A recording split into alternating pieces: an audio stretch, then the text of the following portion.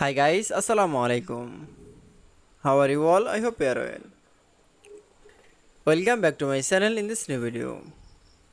Today's video, how to open Excel file in Chrome browser in Microsoft Excel.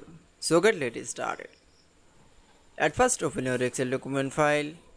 Firstly then show the Excel document from the this file from the firstly from the shape. Now file shape from the going to the file menu option. Now click for the save as option. Now click for browse option and click for the save as type. Now and click for the PDF option.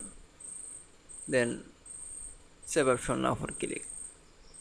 That's it. Now minimize the Microsoft Excel file.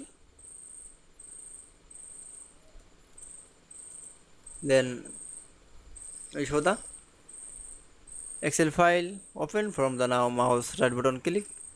Then click for the open with option. Now click for the Chrome browser option. That's it. Then we show the open Excel file Chrome browser in Microsoft Excel. I hope you enjoyed the video. Please like, comment, share and subscribe my channel. Thanks for watching.